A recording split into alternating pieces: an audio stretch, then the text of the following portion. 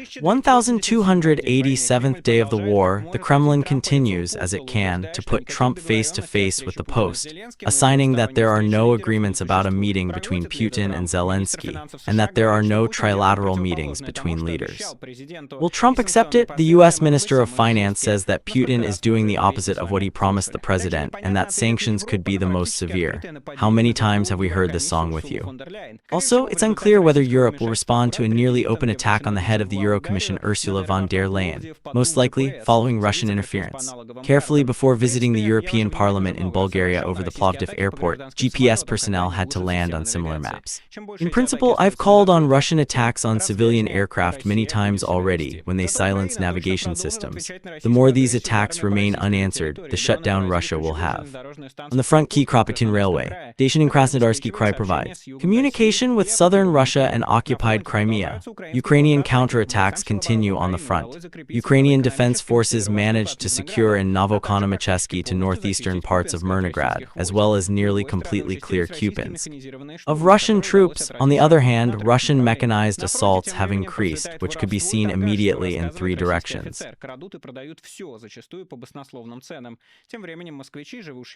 Soldiers living close to the Sklyfosovs Institute complain that wounded special military operation commanders are being taken there on helicopters at night, causing small units to be misled again. This and much more is covered in today's fresh report, which you can support with your likes, comments, and subscription to the channel. All this helps promote the video. Subscriptions are especially important for YouTube algorithms, so be sure to click subscribe. You're welcome to do this, but it could advance the video. You can also use Patreon, the link is in the description, and by buying NVPN, a tool to bypass blocks, which allows you to access Instagram, Twitter, call Telegram, WhatsApp, watch almost blocked YouTube in Russia, which is also very important. And ultimately, use the internet freely. If you need a good and reliable VPN, which I call HEAD, then buy the VPN via the link in the description and you'll support new videos. And let me remind you, for now, at least in Russia, it's still legal to buy and use a VPN while we're moving toward. What happened in the past day? Ushakov continues. At Trump's peak, he claims there have been no negotiations about Putin-Zelenskyy meeting, or both have not been achieved. Ushakov again attached Trump to Putin's aid to all his proposals about Putin-Zelenskyy meeting, bilateral or trilateral, whatever, vitally notes. According to Ushakov, there have been no negotiations about Putin-Zelenskyy meeting, or both have not been achieved, and all they agreed about in Alaska was to continue contacts, that is, hold negotiations about negotiations. Ushakov even decliningly responded to the issue of raising the level of negotiating delegations into a full resynchron. Trump calls this all exile, but well, writes Bitely, when will it end? Next, Bitely provides the full quote of Ushakov. The agreement with Trump in Alaska is a continuation of the contacts that Putin held with Witkov. The basis for the conversation between Putin and Trump was accumulated during the 5 Witkov visits in Moscow. The presidents agreed on how they would act further. The agreement was to increase the level of negotiating delegations. How high could it be? Ushakov responds, well, I don't know, the idea was discussed during the phone call, then charged with the conversation at Anchorage. Well, the Americans kind of told us they're also discussing this between themselves and then discussing some specific proposals. Question. Until now, Ushakov hasn't. What is broadcast in the press is not quite what is being agreed about now, according to three-way meetings, including the Putin-Zelenskyy meeting, but specifically, as far as I know, there was no agreement about this between Putin and Trump. In short, this week is probably the brightest proof of Trump's complete failure of the international approach. He wanted to cut Russia off China, now Putin and Zayev agreed on the long-term strength of Sibir too. At the table with them now India, with which the US has had good relations in recent years. Everything Trump wanted to achieve happens absolutely the opposite. That's how they similar to Putin. It's because in international policy, authoritarian regimes only understand the force. Trump once in a while shows weakness and indecency. Now he's being written across the face by not only the Chinese gasoline director under Putin's name, but also his minions, Ushakov and Lavrov. As to what Trump responds, well, nothing. He talks about children in a sandbox. Many Trump supporters, including in the Russian-speaking environment, fantasized about him as a deceiver. He says Trump is a decisive and bold leader, not some Volks Nizhny Novgorod woman, and shows what a decisive policy is. But so far, Trump has demonstrated literally nothing, only once striking Iranian nuclear sites, and 99% of the work was done by Israel and the US. Did not risk anything. Will America survive Trump? More likely not. But the US is clearly losing leadership both in international politics and in the economy, not to mention the complete refusal of soft-willed people in the US aid. It may not look like the US president is ready for such actions, but it's easier to meme on social media than to fire all the employees trying to explain that he is, so to speak, an idiot than to appoint stupid people who don't understand what they are doing. However, for justice, it should be noted that the head medical officer at the US again threatened Russia with sanctions. Putin, after the meeting at Anchorage, after the phone call when European leader Zelenskyy was in the White House on the next Monday, did what he wanted to do, significantly strengthen Ukraine's bombing, frankly speaking. That's why I think Trump has all the options on the table, and I believe we'll study them very carefully this week, said U.S. Treasury Secretary Scott Bessent in an interview with Fox News. Again, words out of action. I've already told you that in the White House, who goes into the forest, who is under the fire, and Trump himself is fighting, not understanding what to do because all his threats, promises, requests, and so on remain unanswered. Meanwhile, Russia has dug itself out by Ursula, former president of Ukraine.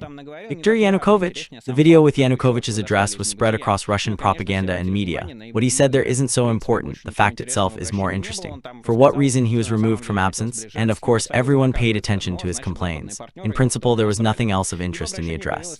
He just said he actually wanted to get close to the EU, apparently, which means Western partners gave him a hard time. His address emerged against Putin's statement at the China summit about reasons, in quotation marks, for Russia's invasion of Ukraine, among which Putin called attempts by Western to pull Ukraine into NATO. At the beginning of his video, Yanukovych says he agrees with Putin. Apparently, this was the only goal of this video. If you ask a question, especially about Tatsatards, look up the anecdote Ordes and you'll find out. I understand that this is obvious, but still, let me clarify. Yanukovych, of course, lies endlessly in this video. His experience in Ukrainian authorities made it impossible for the West to know that Ukraine has ever wanted to join NATO. Even his predecessor Yushchenko, who apparently sincerely wanted to join the alliance, fed him promises which Yanukovych couldn't avoid knowing, as he had been posting to the Prime Minister for a while during Yushchenko's term. But that no longer matters anymore. The former president of Ukraine has finally turned into Putin's speaking head, the remaining resident only in the meme, stop. So let's not delay it and move on, only noting this commission appearance. Another Putin setup, Slovak Prime Minister Robert Fico will meet with Vladimir Zelenskyy in the east of the country on Friday, September 5. Fico posted this on his Facebook page. Before that, during the celebrating the year-end of the Second World War in China, Fico will hold bilateral meetings with Vladimir Putin and Xi Jinping. Slovak Prime Minister is the only EU leader at a parade in China. Even Orban does not miss out on this. Slovakia, like Hungary, has repeatedly stated in recent weeks that it stopped supplying Russian fuel to Druzhba through oil refineries due to Ukrainian attacks.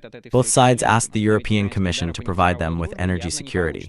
Fico is one of the few leaders of the EU countries to visit Moscow after the full-scale war. It's unclear what Slovak leaders are waiting for from this meeting with Zelenskyy.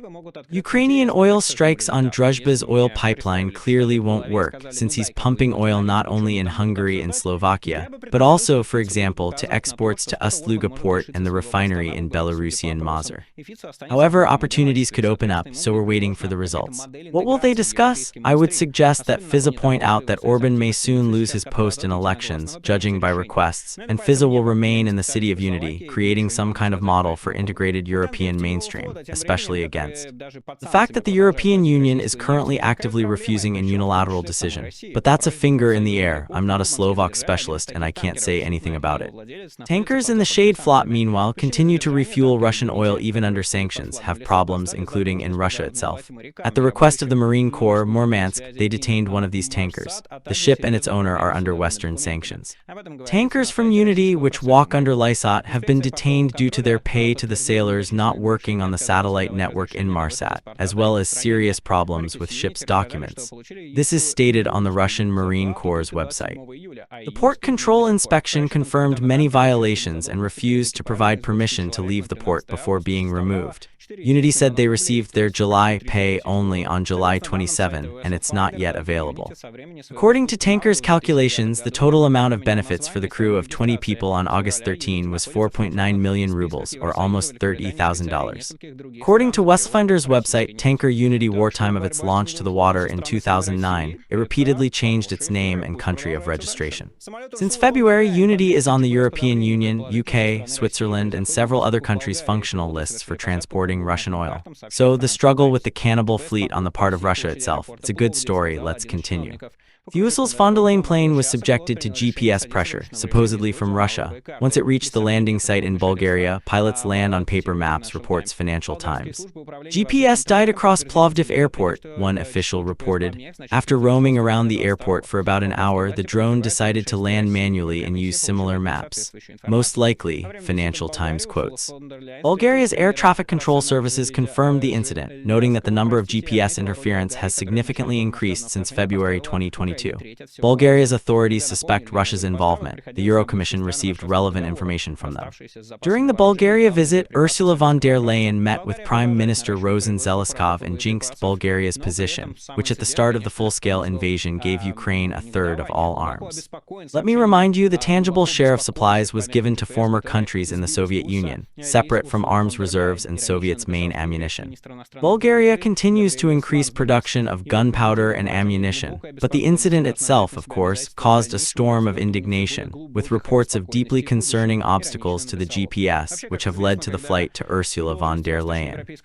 Ironically, former Foreign Minister of Lithuania, Gabriel Landsbergis, tweeted, "Europe is one in the expression of deep concern and must take on the responsibility of unfolding even deeper concerns in the future." In general, as is well known, when the term X is added to the position of Eastern European official, his social network becomes once in 100 better, although Landsbergis has also come out quite sharply on post. In this case, he means it's time to move from deep concern to some hanging response to actual Russian attacks on European officials, or the Kremlin would grumble even harder. And I've already rubbed my tongue telling people about Russian civilian aircraft attacks by pressing their GPS systems. If Europe doesn't start responding, there will be more of them.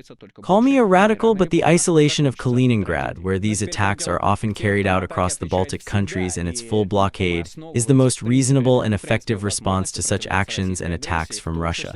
And this must be done as soon as possible, and if the attacks remain without response, the attacks will only continue, and they will sooner or later end in tragedy. But now let's move to those who always respond to attacks and whose basis it is, in principle, their Ukrainian ability to resist Russian aggression, including resisting Russian offensives, most of which simply failed completely. Largely because of the actions of Ukrainian soldiers, whom we continue to support. It is they who are the basis of Ukraine's independence, not they who, daily, risk their lives and give their lives to protect Ukrainian citizens from the Russian fascist occupying army. That's why we continue fundraising for them. Thank you very much for participating in them. I participate too, but it is with your help that we allow to save Ukrainian lives. So, the fundraising for the 22nd Brigade, here's their message to you. Wishing you strength, Ukrainians, we, the fighters of the 22nd Separate Mechanized Mykolaievka Brigade, the 2nd Mechanized Battalion named Yevhen Burkovsky, appeal to the support of our volunteers, a great support for the killers. Over our positions, scouts are constantly hanging over the enemy. Our pilots have no way of working, and their lives are in an inflated danger. So we appeal to each of you to protect the sky above with your pilots so that we can continue to work until victory. Glory to Ukraine. Glory, glory. PayPal, биткоин, USDT TRC20, Ethereum. Сегодня у нас много криптовалютных возможностей, так что криптошейхи всегда вам рады. Сбор большой, но я уверен, мы сможем с вами его закрыть и помочь спасти украинские жизни. Спасибо каждому, кто принимает в этом участие. 52-year-old resident of Lviv region, Andriy Parubiy, was detained on suspicion for killing national deputy. Andriy Parubiy, in his first interrogations, reported Ukrainian radio Svoboda, citing sources in law enforcement.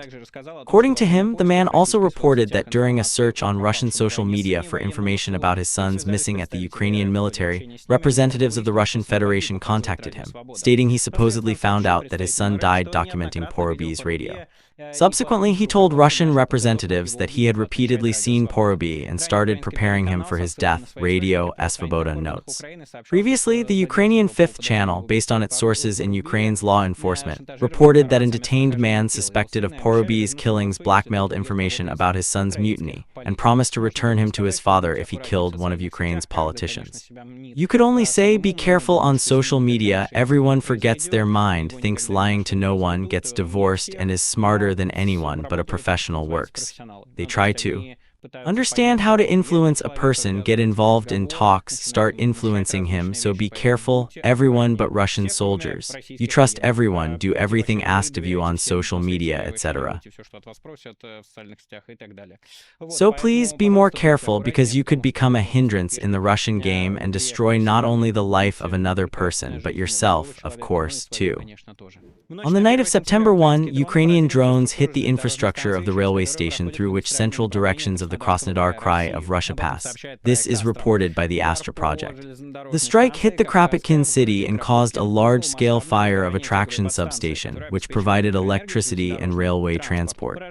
The destruction of the infrastructure confirmed local operational headquarters, reporting falls of UAVs and fires near the station. It was noted that no casualties were reported as a result of the attack. The Kafkas Zvezdorozhny station is key, across which messages from the North Caucasus go toward Rostov, Kuban, and the Chernoy port zone of the region. Giving a message toward the Black Sea, large flows of cargo transport pass through the station, particularly agricultural and oil products.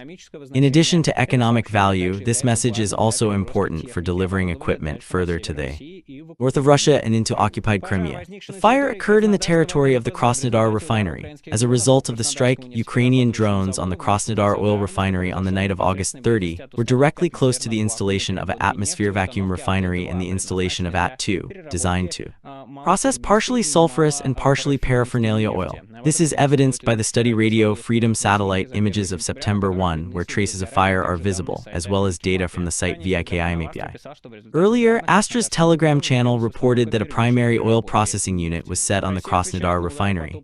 Russia faces terror when it comes to fuel and military infrastructure. The killings of Russian civilian armies have become so common that media only report the loudest and most bloody cases. At the same time, murders continue every day, most out of the media camera's view.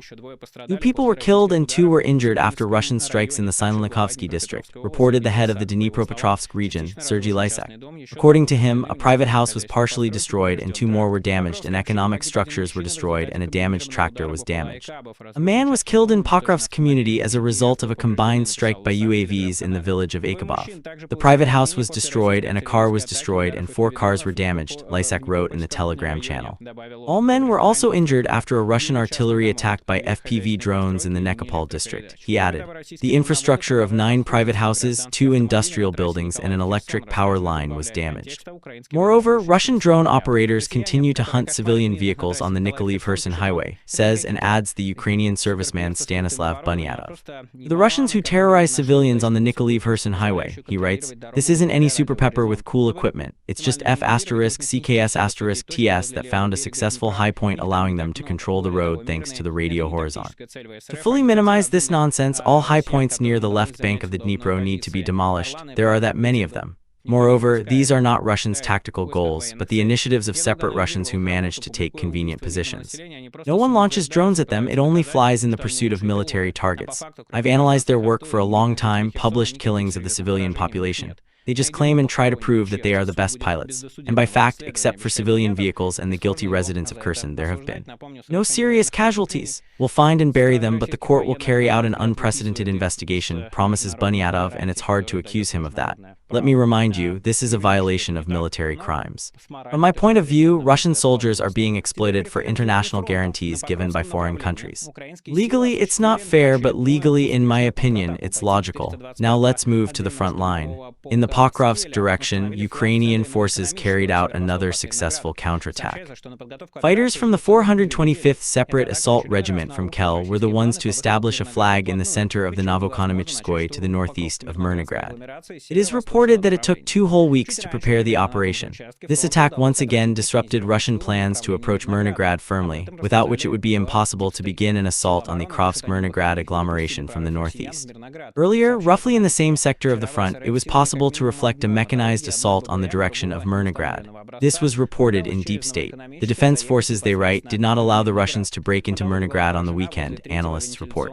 Yesterday, the Russian armed forces, with the help of at least 1 motorized rifle and 1 BB ICBM of another unidentified type tried to drive directly into Myrnohrad through the Novokonomik. The motorized rifle was hit near the third ventilated barrel of the Kapitalna mine, and another armored vehicle to the west of the Seniansk reservoir which tried to bypass it. The search is underway to hit the infantry located on the armored caravan. Another 4 units of equipment were hit in Brazen and its vicinity. Let it be assumed that 4 more units of equipment were spotted near Vostvezhenka. Some part of the equipment reached Malinovka. The future fate is unknown. This intensification is related to the arrival at the Russian Marine Corps units, which like to conduct active offensive actions with the involvement of equipment. The reality of combat conditions in Donbass is likely to change soon, with Russian Marines breaking through in their equipment and Ukrainian soldiers meeting with fire about which advance they are making. Previous Russian successes and heavy concentration of force in Pokrovsk, which is already dangling on the horizon, will soon become the reason for the enemy's active pressure to be fully implemented. This is a long-staffed big goal, as is predicted in Deep State. We'll discuss that in detail tomorrow. Additionally, paratroopers of the 79th Brigade, under the support of HIMARS, destroyed a column of Russian armored vehicles moving out of the rear area toward Pokrovsk, reports the Militarny. The footage of the strike was published by the operators Ivan Frank of the group from the 79th Company, Odessa-BR. On the evening of August 28, air reconnaissance units discovered the movement of the Russian assault unit on the armored vehicle just 10 kilometers deep in the enemy rear. It moved out of the village of Progress in the direction of Malinovka, located east of Pokrovsk. The mechanized column had 7 units of equipment, including tanks, infantry combat vehicles, as well as up to 100 infantry, some of which moved on motorcycles. So that the operators were aimed at the column during movement, a missile of the HIMARS complex was hit, after which the operators of the FPV drones Ivan Frank group were connected to the strike on the disorganized group. During the deployment, the drones carried out another strike, completing the operation, eliminated the entire armored vehicles of the assault group, and eliminated at least 50 Russian soldiers. They assumed the enemy group belonged to a Russian troop grouping, recently deployed over Donetsk and Skirk regions, including the 155th Marine Brigade of the Armed Forces of the Russian Federation. The appearance of units from another direction near Podpokrovsk could explain the use of a large number of armored vehicles around here, where Russians have been using only small infantry groups to eliminate drone losses. Apparently, Russian Marines and paratroopers will soon stop acting as Deep State predicts, or just, the equipment will run out. Fight continues in the Toretsk area besides the Klybenbek Reservoir, and the refutation of Russia's attempt to capture Katarinivka was reported by the 12th Brigade of the National Guard Azov. Russian forces made another unsuccessful attempt to capture Katarinivka along the Toretsk direction, reports the brigade channel. However, 5 soldiers of the 5th Battalion of the 12th Brigade of the Azov National Guard Azov were detected. 5 drones with an airborne capacity of 8 people tried to break through to the outskirts of Katarinivka and secure themselves there. This column was once detected. 1 drone blew up on the way to the village on a mine, after which it tried to return to its position. A second was hit by an FPV drone and also attempted to retreat, but both were destroyed and the airborne was eliminated. 3 UAVs managed to reach the edge of Katarinivka, but during takeoff, FPV drones with drops and artillery began working on them. As a result, all equipment was destroyed. The Russian airborne tried to hide and secure itself in basement and houses, but they were all found and destroyed, Vizova stated. Apparently, the Russian head of the General Staff, Valery Gerasimov, claimed that the pocket south of the Klybenbek Reservoir is about to be eliminated, as far as his report, which analyzed the outcome of yesterday's spring offensive in detail. But not only me, but the Z channels also dismantled and showed where Gerasimov is lying. On the southern Donetsk direction, Russian forces occupied Kamyshevka and advanced near Malivka, Dnipropetrovsk region, Deep State reported. This direction remains one of the most problematic for Ukraine's defense forces, and stabilization has not yet been achieved, although certain advances in the form of Ukrainian counterattacks are sure to happen. The Russian main advance takes place in the southwestern part of the direction, while in the northern part they cannot fully enter Dnipropetrovsk Oblast and encircle the border villages of Dachno and Filia, Deep State again reports. In the Dachno situation, they write the enemy does not control the settlement, analysts claim. In fact, there is no village itself as it is, just a couple of huts and that is it. But the defense forces are also able to control this, as well as approaches to Dachno. Russians are present in the forest south of the village, as well as in the forest area near the borders of the regions. Regarding the Russian forces, the Russian armed forces are now westernized in Ophelia. Russians constantly try to infantry move into the forest, secure positions, and replenish ammunition to then move into the village. Several groups have already been destroyed, some have infiltrated, and such clearing continues constantly. The most important thing is not to let the Russians occupy the forest, because it's nearly impossible to drive them out of there. This will create further unfavorable consequences. Sometimes Russians can run into a village and raise a flag. If the general staff controls the village, why run there every week with a flag? Yesterday, I showed you a rather optimistic overview of the situation near Kupiansk from Konstantin Mashavets, who noted the problems, but they are slowly being resolved. By the way, according to version of Kupiansk is nearly completely blocked and half has already been occupied. So Mashavets wrote about Dali and the situation as follows. Apparently, he writes, the Russians will have to step back from Kupiansk.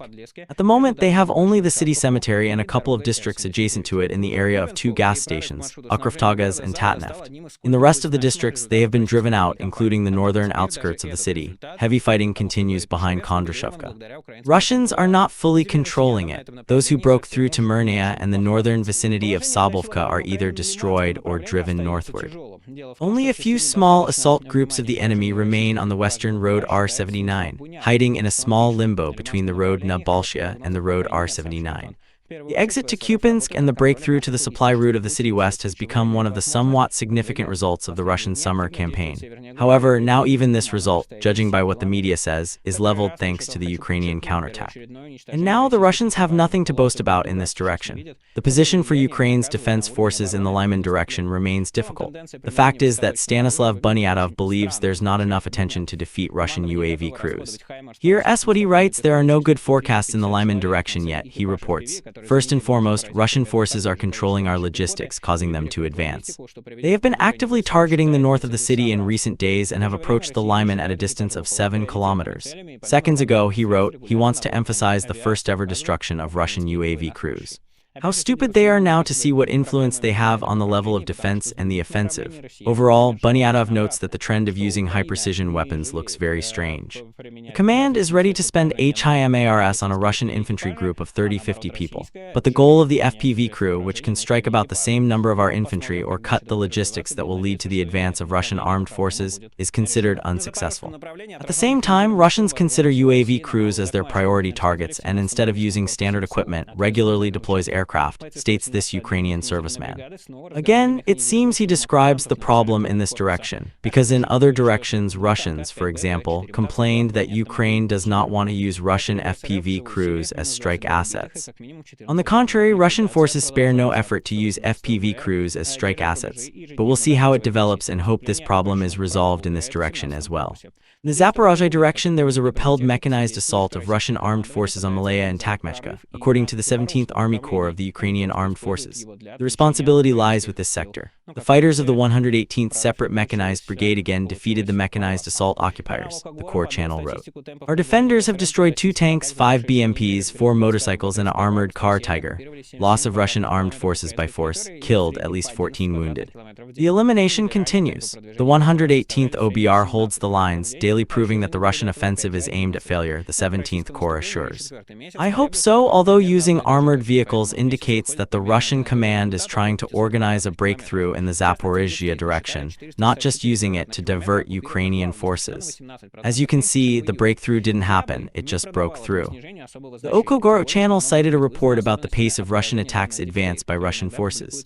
Over the past week, between August 25 and 31, Russian forces occupied 77 square kilometers of Ukrainian territory, or an average of 11 square kilometers per day. In the previous week, Russian forces' advance was average of 17 kilometers per day, and in another week, once again, 11. In the 4th month of the Russian offensive, targets move around about the same, meaning around the same result of about 500 square kilometers per month. In particular, in deep state, targets counted 464 square kilometers occupied in August, which is 18% less than in July. I would not sell this decrease of much importance. Moreover, it can be caused by the delay in the storage of information. Also, Deep State noted that now the Russian armed forces control 19% of Ukraine's territory. The last time this number was noted was October 3, 2022, before the final counteroffensive in Kherson. It turns out that the Russian army for almost 3 years returned territory similar to the one Ukraine liberated in November 2022.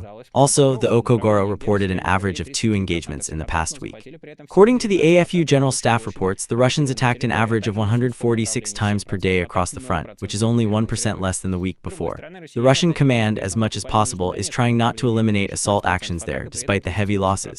Deep State reported that the number of Russian attacks in August decreased slightly compared to July and May, explaining the rotation of Russian units. An analyst also made an again interesting assessment, comparing percent of attacks in specific directions with the percent of occupied territories by number across the entire front. According to Deep State, the more Russian attacks there are in one occupied square kilometer, the more effective Ukrainian defenses. The most effective attack happened in the Pokrovsk direction, where Russians carried out 33% of all attacks but captured only 19% of the occupied territory, as well as 7% of the occupied territory in the Sumy direction. In the other country, Russians carried out relatively successfully in the South Donetsk direction, 16% attacks, 38% of all occupied territory, as well as 27% of occupied territory in the Lyman region. Why this happened, I told in the mentioned video about the outcomes of the Russian summer campaign. Look, if you missed, it's important to understand what's happening now. And what will happen next? Last month, Russian aviation launched 4,390 KABs, which is around 16% more than in July, but it hasn't reached the peak of launches in April, when over 5,000 ABRs were used. Either way, there is no reliable protection groups in the arsenal of Ukraine's defense forces, so the decision apparently lies in the destruction of production units, planning units, correction of refineries, and strike of airfields with KAB carriers. Let's hope the Flamingo, Uram, and Neptune missiles will work. The regular rubric Zetniks, the people are wrong, they've got it wrong. Even if they are being forced to go to a community center or to a vodka joint, they don't need to fly there at night and bring their patients from the bluff. Sleeping hinders it. Residents of one of the houses in Moscow complained to the Moscow Ministry of Health and Welfare that patients were being brought from the bluff at night, according to the author Anastasia Kashavarova. As it turned out, she writes, they don't care about people's life, Kashavarova complains. They want silence, although, as their reasonable neighbors say, they've long gotten used to it. Helicopters don't interfere with sleep, they don't fly all night. But there are those in Moscow who are struck by the noise of sanitary helicopters in sleep. They even prevented the supply of patients from being brought from the bluff at night, according to the author. The Ministry of Defense of Moscow is made of holy people, Kashavarova writes. They calmly told me they will bring them on a daily basis to provide emergency medical care and to transport the patients to a severe and extremely difficult state. They ask for understanding and to leave the need to use helicopters to evacuate the patients to Sklifosovsk, she quotes. Unfortunately, most residents of the multi-emerged home were disappointed with this response. In chattel, they are outraged that, even in the region, they treat the sick and deliver to other hospitals, Kashavarova writes.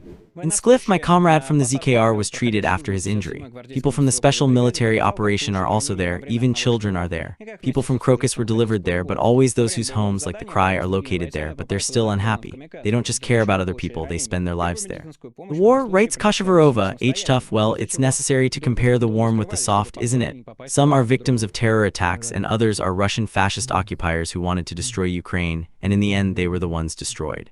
Oskliv, or another Moscow hospital, still has a long way to go. The video about Russian problems with evacuations of the wounded from the battlefield I recorded back last year, and since then the situation hasn't improved at all. Here's an example. No one helps us in this situation, it's all about. Serviceman Pavel Passar, serving in the 57th Guards and Rifle Brigade, showed how he was injured during one of the assaults and how he left the battlefield with his comrade. During the combat, Pavel and the rest of the soldiers were hit by kamikaze drones, causing the injury.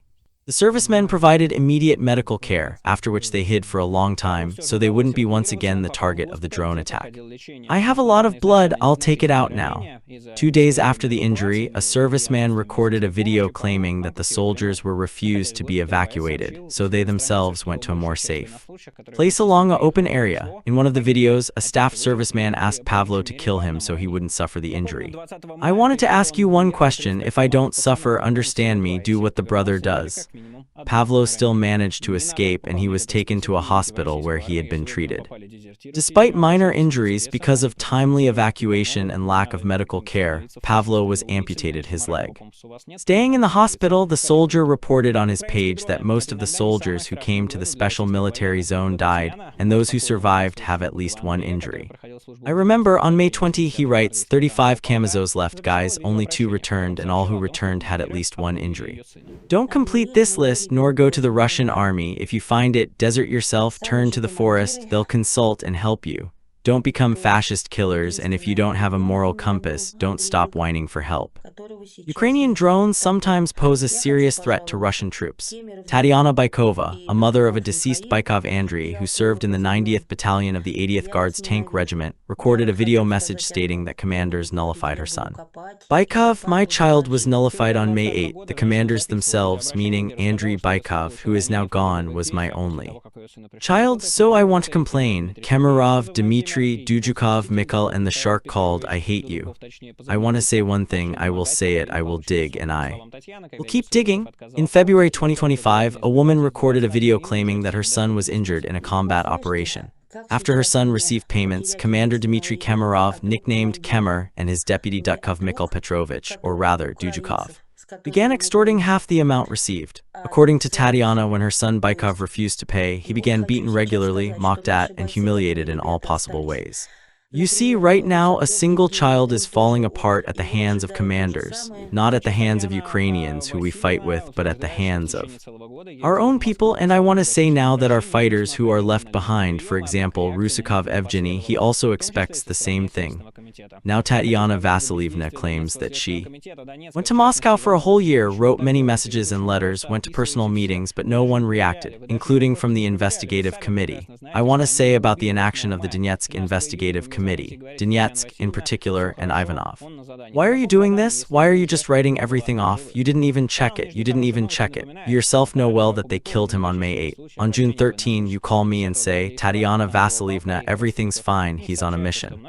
On what mission if he was no longer alive? The channel Not Waiting for Good News reminds us that many cases have already been published on the channel. Appeal to soldiers in the 80th Guards Tank Regiment and their relatives.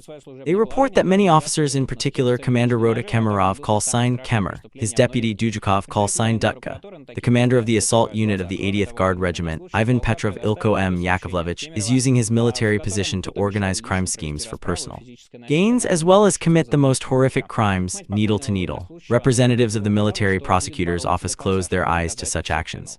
In addition, one of the servicemen of the regiment provided an audio from Kemerov, in which he promised to personally conduct an investigation into military violence against a serviceman called Bych. The mother of the deceased, Andriy Bykov, indicated he would fight to the end to punish everyone to his advantage. So I want to say that your indecency will still be punished. Boomeranko, he did not cancel anyone. And also, this Kemerova company, Chabarkula company, number 87441, is very... How to put it, God, I'm losing my mind. I want to ask for help. I want to ask Moscow for help. Maybe someone can help me. Please check if needed. Checking doesn't happen. Covers the Ministry of Defense. Tatiana claims that Captain Petro Ilhoma has relatives in the Ministry of Defense and personal connections, thanks to which any crimes fit his hands. And I want to disappoint Tatiana and everyone else waiting for the Russian army to have the justice it seems to them exists. Well, because there can't be anything fair in the Russian army because the fascist occupation army is not fair. But the basic thing is to scare soldiers, to nullify them, to mock them. That's a command mechanism. A command mechanism within which you can force a soldier to go to a meat assault. His life must be unbearable for him to agree to giving up this life in a meat assault. So it's not just a question of separate commanders, the whole Russian army is the same. The collector Zfotlara Ivan Filipov found another post from the little-known Z channel that covers the unfavorable side of the SVO. Once again, thanks to Filipov for monitoring not only the 100,000 soldiers being buried in these African slums. Here, what the post says about the channel Viley. Morning, I'll load you up. These are the words of a combat commander who is currently working on Blizh. Someone wants to say fashion discrediting. I don't think so. War is generally rot, thirst, and hypocrisy. Here, on our front line, real enemies sometimes sit not behind the gray lines, but nearby. With a rifle, the same uniform, the same flag on the chevron, no honor at all, honestly. First, they stole everything moving, even what is no longer there. Cars, motorcycles, generators, equipment, everything. They pull each other. They hit an FPV drone with a car, the crew has evacuated. If the equipment is still moving, consider it not ours. Even if there's a 2X100 in the car, it's no problem if it's taken away with the body. Motorcycles, it's like in a saying, as long as you grovel about it, someone grovel about being happy you found your bike.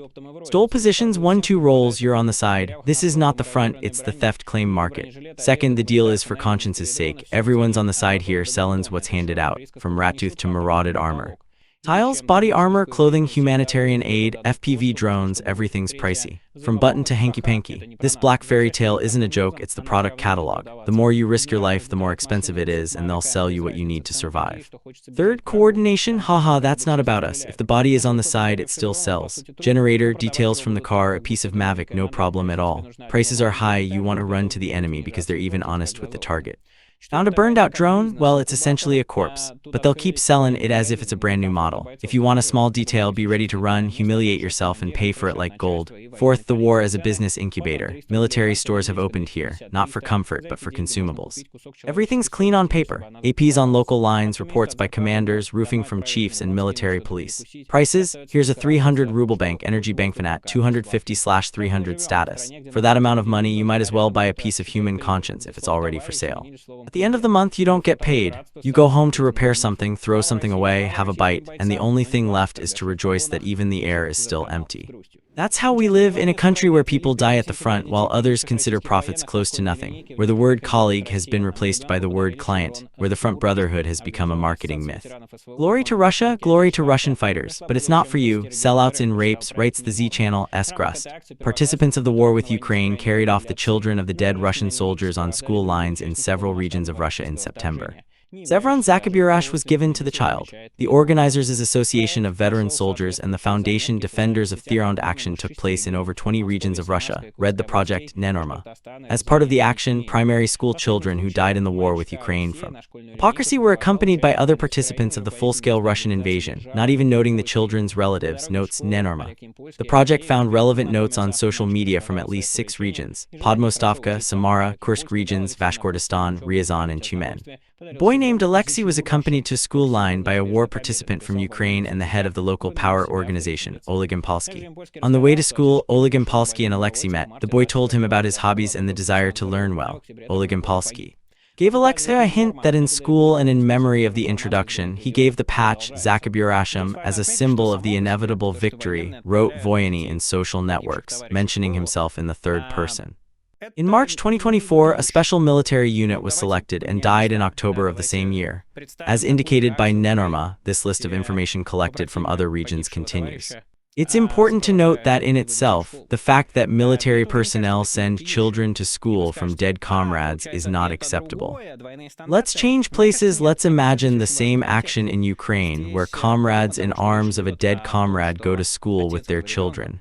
Now, does that make you think, oh, so it's different double standards? I don't think so, and the context is crucial. Here, besides the fact that the child's father was killed in an aggressive war trying to destroy Ukraine, the same killing threat comes with pride. What happened? Let's kill him, and then the child is handed over.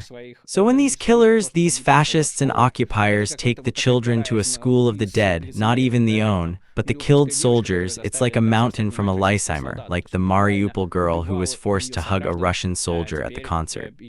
He literally killed her with the citizens, and now they forced to hug that person. The same applies here. The soldiers who go to school with the boys, the authorities that made this up, killed his father literally. They fooled him with money, whether he's a volunteer or not. This doesn't take responsibility, but still, these are cannibalists who devoured his father for Vladimir Putin's ambitions and now devour him, giving him chevrons with the calls to kill people in another country. This, I think, is another intoxicating story related to the children's indoctrination, this fascist cannibalistic ideology, and I still don't understand how people with children can remain in Russia if they have the chance not to, because that would be too much, and there are already a lot of them. Talks are important in kindergarten, pedophiles coming to school, talking about how Ukrainians should be killed, and so on. It's monstrous, inhumane, and those trying to normalize it should reread the publication's title again. This is not normal. This is definitely not normal. This was Michael Nacke with you, and until next time, all the best, goodbye.